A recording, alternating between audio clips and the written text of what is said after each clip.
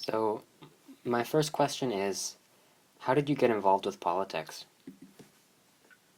Politics wasn't on my radar for most of my life. I'm a trained musician, and I don't know if you have this sense, but a lot of artists and politics, there are some artists who look to politics as a way of voicing social issues and things like that of their time. People like Bob Dylan and other artists, especially during the 60s. But for myself, I looked at politics like a bad thing, full of corruption and all these negative things. So I didn't want to go close to it. It was more in my last several years of my life. I got involved by accident. I was watching the election in 2015, and I really wanted a Conservative Party to win, to form government. And I didn't like where our current Prime Minister was going. So I jumped in to volunteer a little bit out of, I guess, a sense of patriotism. And as I got involved, I saw how there were ways that I could contribute more in seeing that it's a very volunteer-based grassroots movement. The value of volunteers and feeling like I could be a volunteer and contribute a lot. So that's where I started. And as I helped other candidates through their elections and nominations, and both provincially and federally, I got to understand what politics is about more. And around that time, I was also thinking about going to law school. I was a high school teacher, and at one point in my teaching, I came to a realization that I wanted to do more with my life. So I left that job, and I ended up spending the next several years trying to understand human suffering and social issues like poverty and addiction, things like that. And at the end of that, around the time I got involved in politics, I thought I might become a lawyer, see if I could make a difference in advocating for people who don't have a voice and are marginalized. And it dawned on me it would probably be more effective to actually make laws than try to interpret laws if there aren't enough laws out there that are good. And it would be more fruitful to actually help make laws that are... that's how I got started. It's in a very simplified way, but again, it began on a grassroots level, recognizing the value of volunteerism and the need for volunteers in politics to help get that message out there and help elected officials who share your values to get into government and to make a positive difference in our country. Do you have any advice for young people and teenagers that would like to get involved with politics in their community? Sure. First of all, thank you for being involved and bringing awareness to politics to your peers. I think it's really important from a young age that you understand the importance of the democratic process, the value of our freedoms, and the value of prosperity, and that it doesn't just come from nowhere, but it comes from people in government and elected officials who make sound choices and make good laws that have a positive long-term effect. So when you get involved, being aware of good politics and bad politics so that you don't do bad politics, and understanding how good policies have a positive impact and how bad policies have a negative impact, and the same thing with laws. As you build more of that awareness and the critical thinking, you will then become a very good elected official and be one who's not just there because you wanted to give it a shot or because you thought it would be cool to have a position in power. There's a lot of different reasons why people run, but if you're doing it for the right reason, and I would say that's the first thing, is know why you're doing it, why you want to get involved in politics, especially if you want to run for office. Know why you want to do it, and make sure that, I would say, if you want to be a good politician, You have to be one who understands people, what their needs are, what they go through, their plight, their suffering, and be willing to put in the hours and the sacrifices needed to make a positive difference for people. Your goal and your desire needs to be, at the end, to help people. Politics, the system, democracy is there to help Canadians, to help people get ahead in life. By that, I don't mean to have selfish ambitions, but to help people prosper, to do well in life. And so a good elected official is someone who has that serving heart and has that genuine desire for good in the world. Why did you want to become an MP? Well, part of it, as I said, was having seen all this poverty and the addiction problems and family problems that I saw when I was serving as a missionary. And when I say missionary, I don't mean someone who went to Africa or India or some exotic place to evangelize people. Some people do that. My, if you would call it mission, was to come alongside people who are struggling through personal crisis and encourage them and help them understand their stories so that they could break out of their negative patterns. And that gravitated me towards a lot of very broken individuals, or they came to me. And in witnessing that, you understand that society is the way it is because of who we are as individuals collectively. And if people aren't from strong families that love one another and parents who empower their children to be the best they can be, people are not perfect and they make mistakes and they can do things that are very damaging for their family members. And when you see that kind of cycle and pattern, it makes you want to make a difference because you understand that from your heart. So it happened to be a federal parliamentarian role that I jumped into because those are the circles that I was helping primarily. But sometimes you don't understand why you got involved until afterwards. You just follow your heart. And when you get there, you understand why you're following your heart. And that really is to serve people and help people to prosper and to heal and be part of that process that provides policies and laws for that. And also, I would say if I had to do it over, I would choose federal again because I'm a visionary. I see the big picture. And I think there's got to be some perspective changes out there in terms of different tiers of government. I think every tier of government is important. One is not more important than the other. If you want to be a federal, a parliamentarian in House Commons, an MP, I think you have to have that long-term visionary perspective of our nation. As much as you have for your community, it's also important to have that bigger perspective for the whole country because you have to contribute to dialogue that will impact east to west, and west to east, and north to south. What do you do most of the time as a member of Parliament? I listen to problems, whether through email or the phone, or discussions with different stakeholders, whether it's in business, whether there are people who are having trouble having like a family member immigrate to Canada and they need assistance with that. I have someone assisting me with the hands-on work for that, but I do hear their stories. And I also spend a lot of time analyzing when I read different bills and policies and things like that.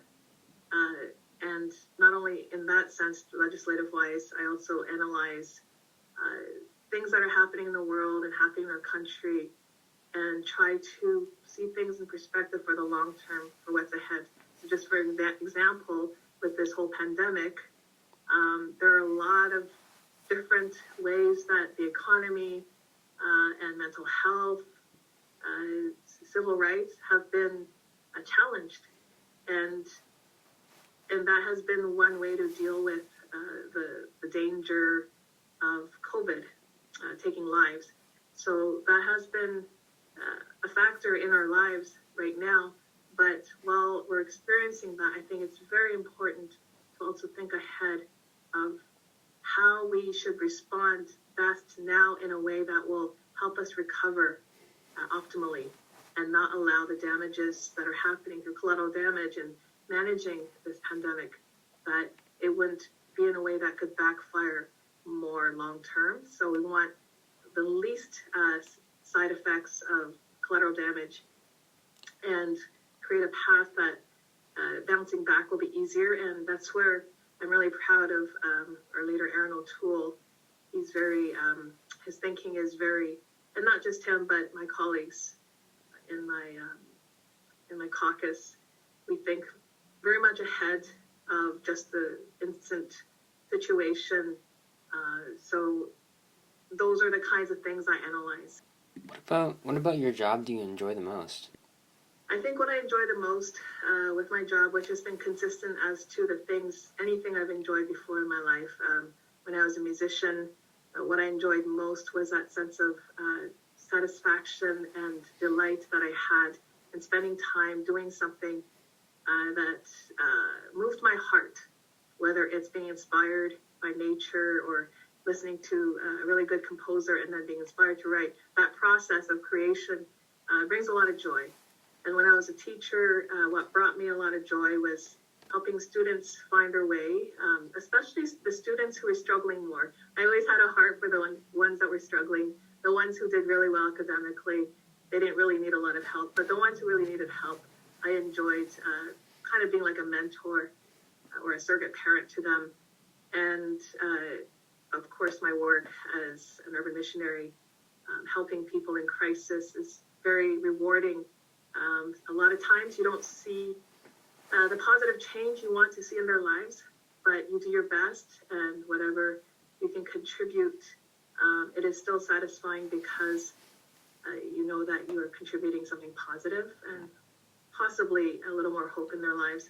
And as a parliamentarian, especially right now with COVID happening, I feel that it's a real honor to serve in a time of crisis, because it has a little can go a long way, especially when people don't have a lot of hope.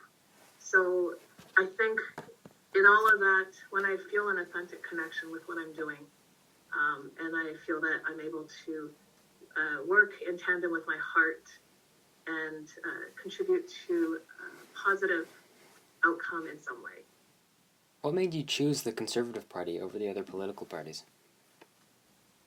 That's a very good question, because I get that asked quite a bit, and I also get asked, you should be this, why are you conservative? And I think, referring to other parties, I don't necessarily think I fit your typical conservative bill, just in terms of, I think that's why a lot of different parties think I should be part of their party in different ways, when I've talked to different people. I chose conservative because it's a party that is very common sense. It's very practical. People need practical solutions. I appreciate other parties that have ideals and have concerns in areas of life that are very legitimate to be concerned about, but they don't always have a practical roadmap or a solution to problems. And I find the Conservative Party in general likes to think along those lines of planning and having practical solutions. It's a party that thinks long term, as I mentioned before. It's not just an instant Band-Aid solution. Sometimes it doesn't matter what party you belong to. So certain circumstances, you have to work with that Band-Aid first, but eventually you move toward the long-term solution. And I think our party has done a good job. I mean, we're not perfect, but we tend to move in that direction. So I enjoy that. And now, especially more recently, I'm really appreciating the sense of freedom I have to be who I am in the party. It's a Big Tent party. There's so many different people with different ideas and perspectives in our caucus right now. Enjoy talking to all of them. And we may not all agree on the same things, but we all get along because we know how to respect each other. And I'm not sure that I would feel that comfortable and that free in another party compared to the Conservative Party. What do you think is the most important issue of our time? Well, right now with the pandemic, obviously health, safety, and I think with some of the things, I don't want to go into too much depth, but it is in the front lines, the top news, and that is unity, patriotism, and peace.